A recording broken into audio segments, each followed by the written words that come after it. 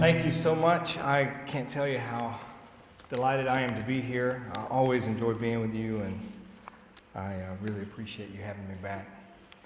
I want to start today by asking you a question and asking you to take just a moment to reflect on this. And the question is this: when you reflect on your life, what are you most pleased with, and what do you most regret? When I'm asking you to think about that, what I'm asking is to think about the things you have done, not that have been done to you. I'm not talking about the things life has, the challenges, but of your actions, of your thoughts and intentions and your actions. What are you the most pleased with? And then what do you regret the most? Wish you hadn't thought or done the most? Take just a moment and think about that.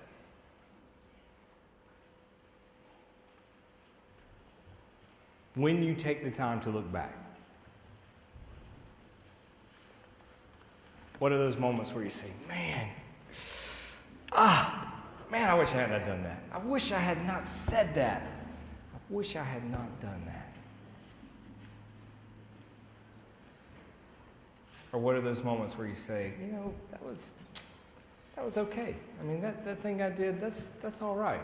That shows some real compassion, some real love, something I'm pleased with.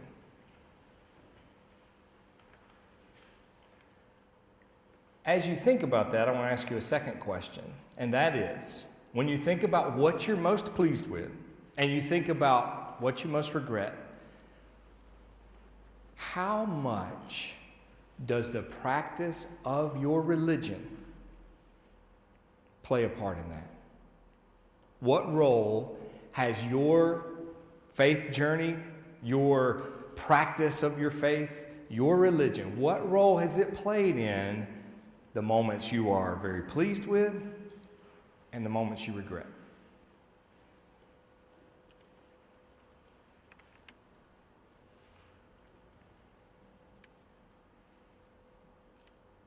I want to talk to you today about that, about the things that I'm most pleased with about my life when I look back, when I reflect, and those moments that I regret, those things that I regret, and how they relate to religion.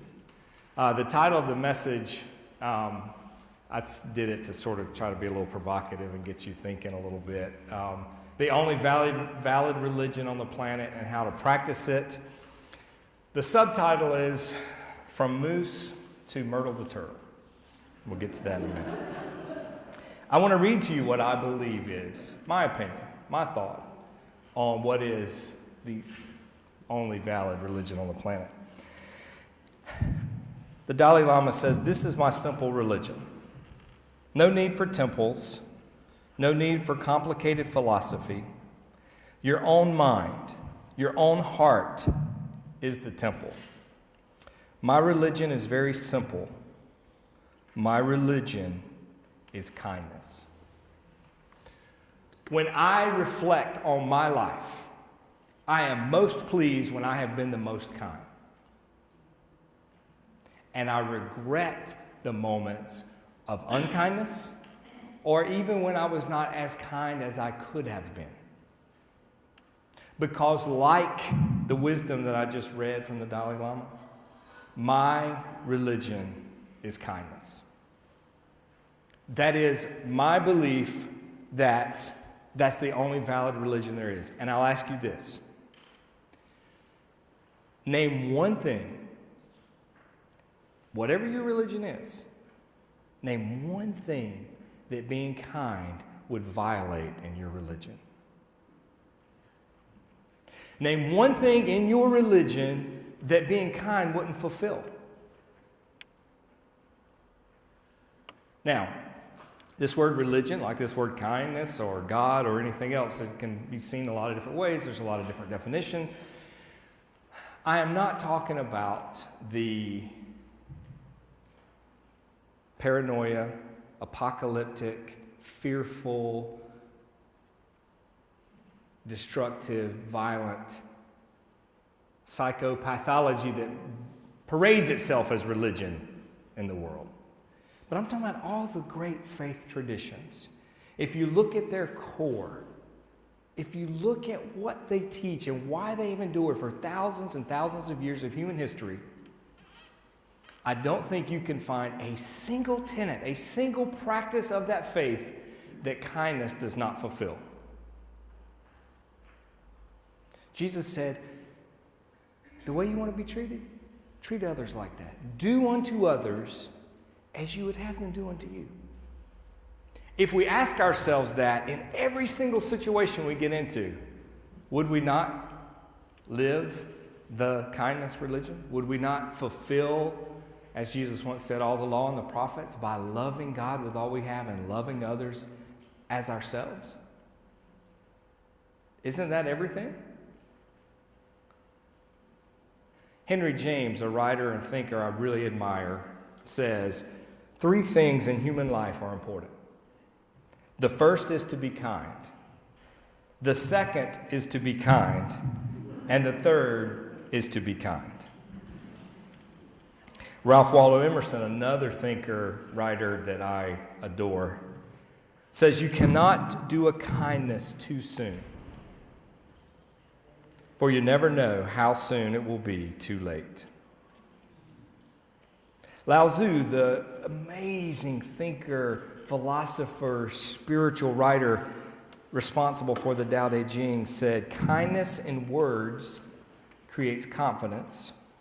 Kindness in thinking creates profoundness. Kindness in giving creates love. Now, back to this issue of the practice of religion and what is valid practice and what is not.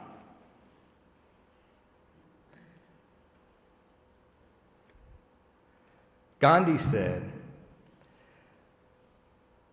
I challenge you to question whether this is true or not. The simplest acts of kindness are by far more powerful than 1,000 heads bowing in prayer. What is more powerful? As Jesus said, you seeing someone in need and you having a good thought for them? Are you actually doing something to meet that need? Seeing someone hungry, in need, and say, bless you, I wish you fullness. I wish you feel full. Or is to say, hey man, let's go down and grab something to eat. Is it seeing someone who is truly lonely and sad and in need of what we all need, connection. Connection, oneness. Oneness with God, the universe, with one another. And saying, having a thought, having a sweet, kind, loving thought and sending it their way. Or is it saying, how's it going? How have you been doing? And really listening to the answer and taking some time to be fully present and mindful in the moment with that person. I truly believe that way too often we have a good thought, we have a good intention, and we leave it there and we delude and deceive ourselves into thinking that's enough. The practice of kindness is a practice. Kindness is an action. It is something that we do. It is something that we practice. It is practical. It meets needs. It does things for others. Take the word compassion, take the word love, and substitute it with kindness. Put kindness in its place. Because a lot of people believe love to be a feeling. It's warm, it feels a certain way. That's why people fall in and out of love all the time, because it's a feeling. A lot of people act and believe the same way about compassion. Oh, I was moved with compassion. I've moved. Oh, And I had such nice feelings about this person. I really, in my heart, wanted good things for them. That is not enough. Kindness says it's not enough just to wish good things. It's not enough just to think good thoughts. It's not enough for us to have good intentions. We must then do something. We must take an action that is an expression of that kindness.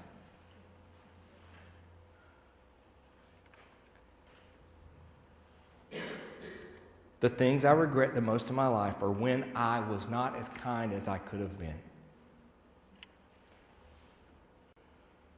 The things I am most proud of, most pleased with, are not some obvious accomplishments that someone might say, oh, you, this, that, or the other might make you.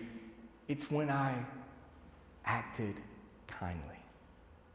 It's when I practiced kindness. Now, let me tell you something about this practice of kindness, okay? The majority of the world, the majority of the people around you will never see the kindness that you do. Are you okay with that? Most of the kindest things we do will be known only by one other person. And a lot of times, they don't even know it. They don't even really see it or feel it or get it. Is that okay with you?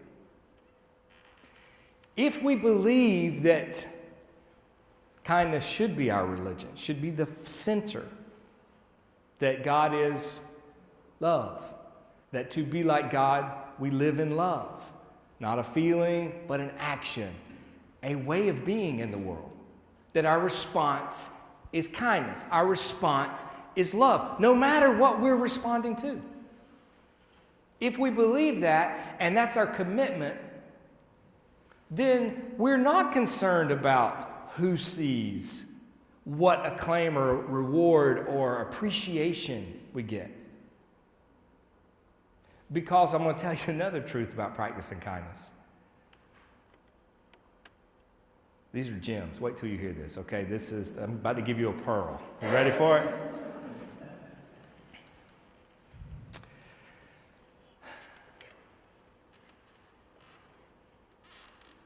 Many times, the people we are kindest to are often the most unkind to us. Do we still practice kindness? Now, let me tell you a little secret about that, and that is this.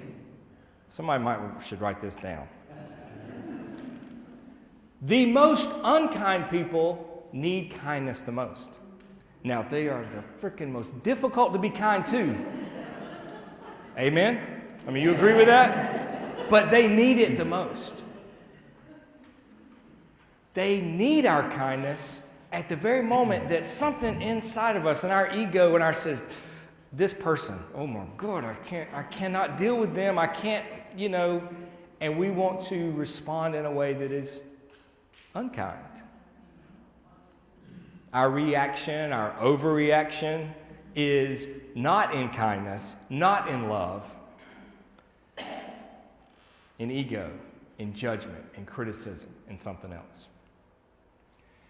Now, that is not to say, do not equate kindness with niceness.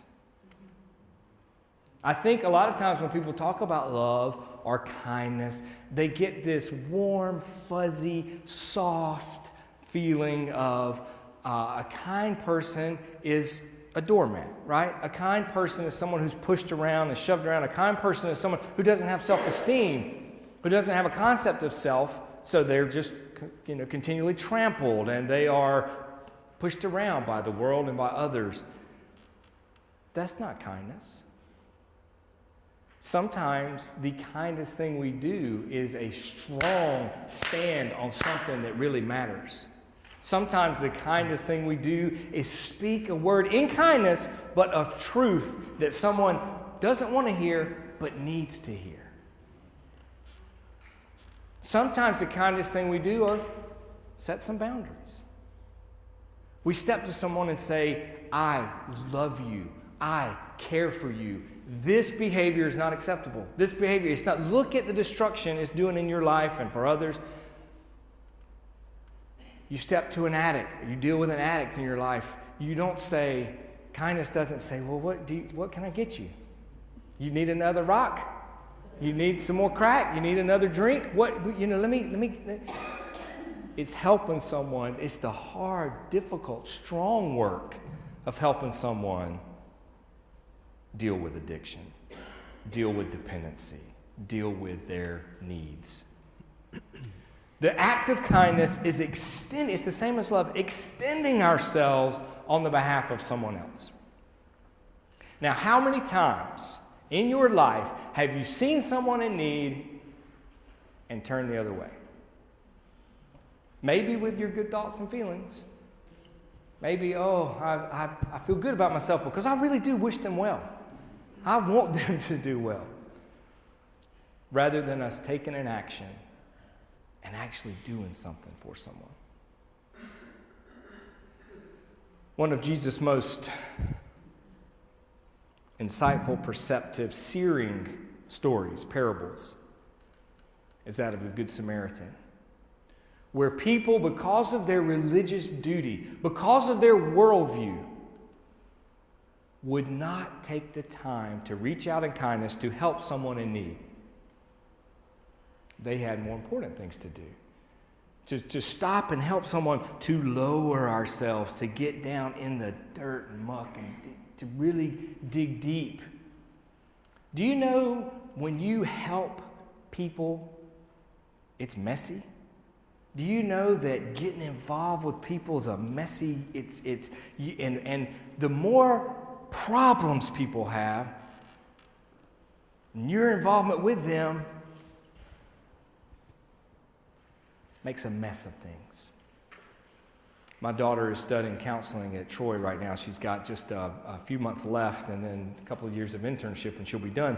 And I love talking to her about it because counseling is one of the things that I've enjoyed doing the most over the years as a prison chaplain in different places. And I was talking to her and this week and hearing about her process, and she's already doing internship, and she's learning so much and growing, and I just love that process of helping someone, questioning their thoughts, helping them question their thoughts, question their beliefs, question their assumptions, to say, okay, if I look at the fruit of my life, am I making good choices?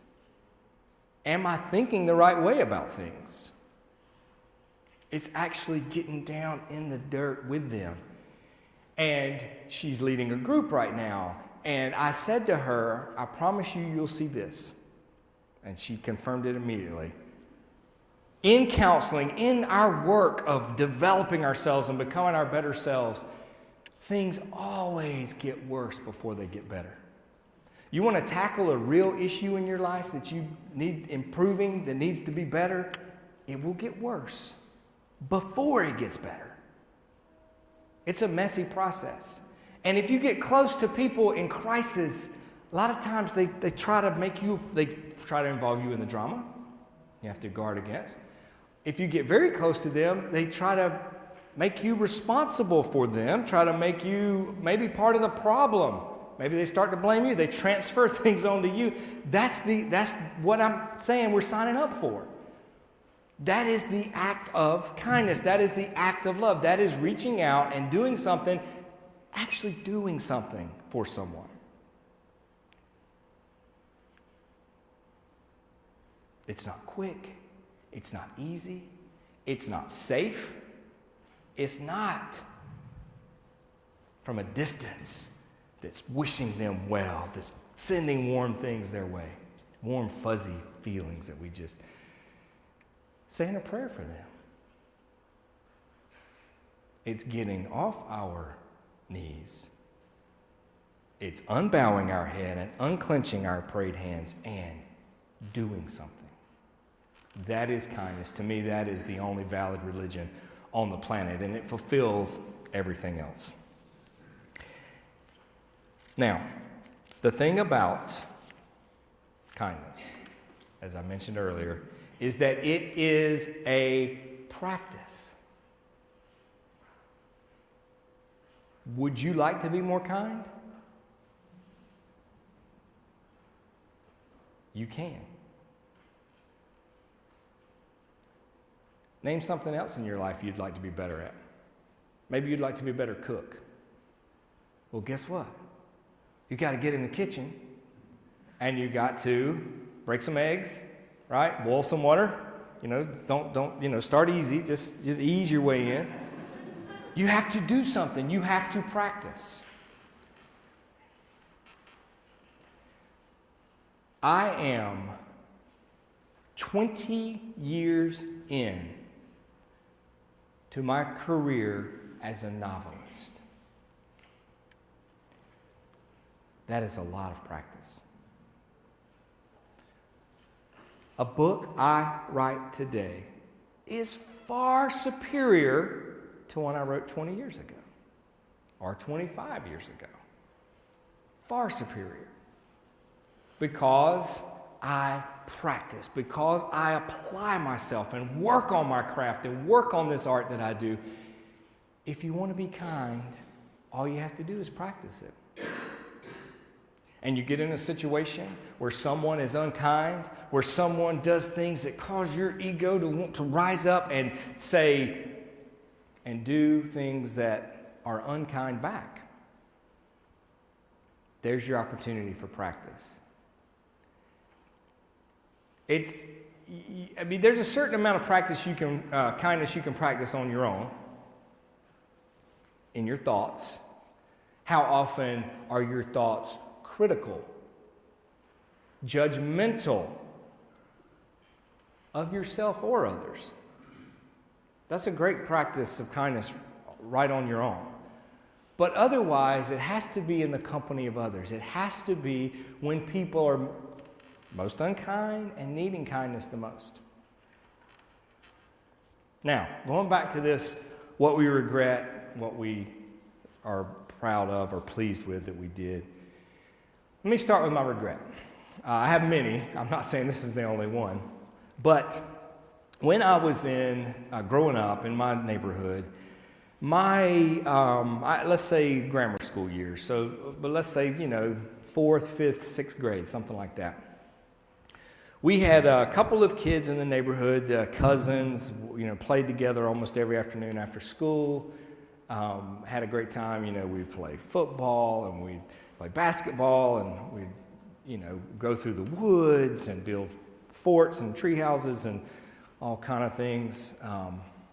One of them had really big blocks of styrofoam that were, probably 3 feet off the ground, and we'd do elaborate patterns, and then we'd have these competitions where we're trying to knock each other off the styrofoam, king of the mountain except of the styrofoam blocks, and who stays on wins, and we just had a good time together.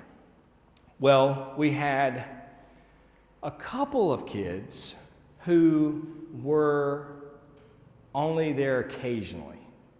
Lived with grandparents or visiting grandparents, or lived with grandparents part-time, so they'd be there then. And we had 2 different situations where someone lived close enough for a short period of time, say a year or so, but they would they would sort of be a part of our neighborhood. And one of them was this pale, freckled, shocking bright red hair, chubby, short, round dude who had enormous glasses.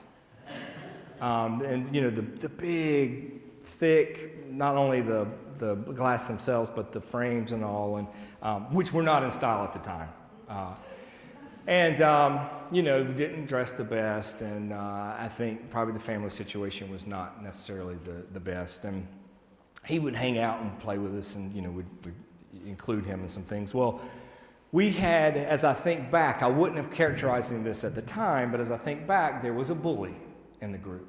Not a bully that was, it's not all he did. He was not but he definitely was. If there was a bully in the group, it was him. And one night, he watched the classic television show that is Sanford and Son. And Sanford and Son had this large man in overalls, as I recall. Memory is, take everything I say carefully because memory is so unreliable. But there was a character on there in overalls and all, and Fred referred to him as Moose, started calling him Moose. And so the next day, as we were gathering to play and football or whatever we were doing, the bully started referring to the young man I just described to you as Moose. And that became his nickname. Now, what I regret thinking back is not unkindness to Moose. It was not standing up for him to the extent that I should have. I don't think Moose was a name he liked. I don't think he cared for that. And I didn't stand up and say, don't call him that. In a group, especially at those age, boys, when there's a bully, you're so grateful not to be bullied. You're so grateful not to be the one that the attention's on and getting bullied, that even if you don't enter in and help with the bullying, I was hesitant to stand and say, no, this is not acceptable. Is it going to cause a fight? Is your bullying going to turn on me? Whatever it is, I didn't do that. And I did refer to this young man as Moose occasionally. That was unkind. It was unkind not to stand up for him. It was unkind not to help him more than I did. I regret it. Looking back at my life, when I have been unkind or been less kind than I should have, I truly regret that. And when I was kind, I am very pleased with that. And I think you'll find the same thing. And I think you'll find that those who you appreciate the most in your life will be those who have been the most kind to you. There's probably a teacher, maybe a coach, maybe some family member who was particularly kind to you. You adore that person, don't you? You appreciate that person in a way that you don't others. Is that right or wrong? Don't you want to be that person for someone else? You can. I can. We can practice kindness. Okay, so that was Moose. Now let me tell you about Myrtle the turtle. Between grammar school and junior high and high school, I had a spiritual awakening. I was not a bad kid by any means. I was actually a pretty good kid. I never gave my parents a moment of trouble, and I was respectful, and I was a pretty good kid. But I had this awakening that turned me on to love, that turned me on to kindness, that turned me on to becoming one with love and expressing that. So there was this girl, as you probably have gathered, named Myrtle, who, again, was one of these transient kids like Moose that came in at a certain point, 8th grade, 9th grade, I can't remember. She was large-ish, not really big, but oddly shaped. She was someone who, and think about high school, think about how important this stuff was to people. She wore polyester pants and ill-fitting clothes and shirts, and again, the huge glasses. But these were more the cat, what do they call it? The cat, cat eyes and and unfortunate hair and this just, and then I remember really large old lady like shoe sandal kind of things that she wore clomped down the hallway of the school. She was, in addition, if that weren't enough, She was also socially awkward and inept and had, no telling what all she had going on emotionally and mentally and whatever. Well, there's some things I'm pleased with about high school. I didn't like school. I never was big on school. But I enjoyed, there's a lot of good things that happened, and I made the homecoming court, and I played some good basketball, and I had some good friends and different things. But by far, I did not make good grades. Let me just put that out there. Did not. That didn't happen until college when I started studying stuff I really cared about. But the thing I'm most pleased with about school is at a class reunion, maybe it was our 5-year reunion, it was an early one, there was a group of people standing around talking, and somebody brought up Myrtle the turtle, as inevitably would happen in a situation like this. And one of the girls said, and I didn't realize this, she said she thought you were her boyfriend because you were the only guy who was nice to her in the whole school. And in that moment, not only was I very touched and tears came to my eyes and I was grateful for that and that I had done that, but in that moment, all I could think of is, man, I wish I'd have done more. Why didn't I take her to prom? Why didn't I do something, even more than I did? I think if you will reflect back on your life, you'll see that there are mooses and there are Myrtle the turtles in your life that if you really think back on, you'll be so regretful of some instances of unkindness and so pleased with others. And so what I'm challenging us to do today is going forward, make sure we act in kindness. Make sure we don't act out of ego. Make sure we don't have that too quick overreaction, that we stay present, that we stay focused, that we stay centered, that we live in love, we live in kindness, and so that our reaction is kindness. Our response is kind.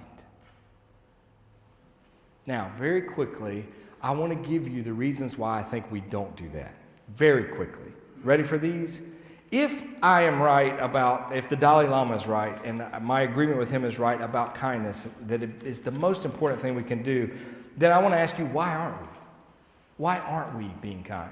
And here's what I've come up with. Number one, I've mentioned this, I alluded to this earlier, but we are often not kind because of the unkindness of others. And boy, do we feel justified. When someone is an asshole, we feel like they don't deserve our kindness. They're not worthy of it. That ego says, don't waste kindness on them. All they're going to do is take advantage of you. All they're going to do is push you around. All they're going to do, you can't. Is our commitment to kindness? Or is it just to respond in the way people respond to us? Which is it? If our commitment is kindness, we have to be kind to those who need it the most. And often those are the most unkind people we will encounter.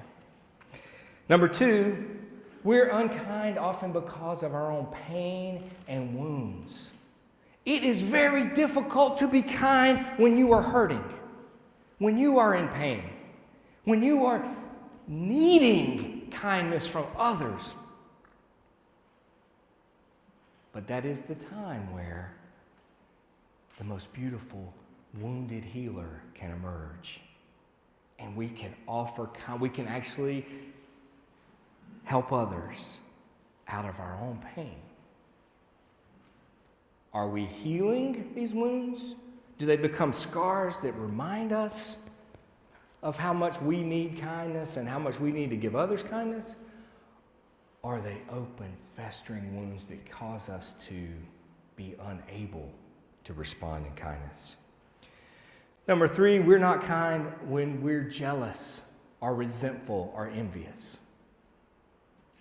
We look at someone and we think, based on the appearance, oh, they're doing so great and they got all these wonderful things in their lives and they don't need my kindness. They don't need anything from me. They got everything. So I'm just going to hate them like everybody else. Number four, because of fear. I regret not standing up to the bully.